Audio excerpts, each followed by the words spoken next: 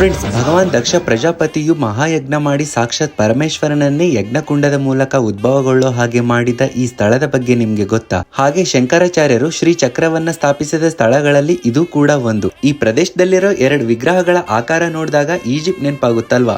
ನಂಗಂತೂ ಹಾಗೆ ಅನ್ಸ್ತು. ಹೌದು, ಚಿಕ್ಕಮಗಳೂರು ಡಿಸ್ಟಿಕ್ ಕೊಪ್ಪ ತಾಲೂಕಿನಲ್ಲಿ ಬರೋ ಹರಿಹರಪುರ ಈ ಸ್ಥಳ. ಇಲ್ಲಿನ ವಿಶೇಷ ಏನಂದ್ರೆ ಈ ದೇವಸ್ಥಾನದಲ್ಲಿ 2 ಗರ್ಭಗುಡಿಗಳಿವೆ. ಅಂದ್ರೆ ಕೆಳಗಿನ ಗರ್ಭಗುಡಿಯಲ್ಲಿ ಕಾರ್ಯಸಿದ್ಧಿ ಗರುಡ ಯಂತ್ರ, ಹಾಗೆ ಮೇಲಿನ ಭಾಗದಲ್ಲಿ ವಜ್ರಸ್ತಂಭ ಲಕ್ಷ್ಮೀ ನರಸಿಂಹ ಮಹಾಯಂತ್ರ ಕೂಡ ಸ್ಥಾಪಿಸಿದ್ದಾರೆ. ಇಲ್ಲಿ ಇನ್ನೊಂದು ವಿಚಾರ, ಈ ಯಂತ್ರಗಳ ಪ್ರಭಾವ 1 ಲಕ್ಷ ವಿಗ್ರಹಗಳ ಪ್ರಭಾವಕ್ಕಿಂತನೂ ಅಧಿಕವಾಗಿರುತ್ತೆ ಅಂತ ಹೇಳ್ತಾರೆ. ಈ ಸ್ಥಳ ಅಗಸ್ತ್ಯ ಮುನಿಗಳ ತಪೋಭೂಮಿ ಕೂಡ ಹೌದು. ಲಕ್ಷ್ಮೀ ನರಸಿಂಹ ಸ್ವಾಮಿಯನ್ನ ಪೂಜಿಸೋದ್ರ ಮೂಲಕ ಸಾಕ್ಷಾತ್ಕರಿಸಿಕೊಂಡಿದ್ರು ಅಂತ ಹೇಳ್ತಾರೆ.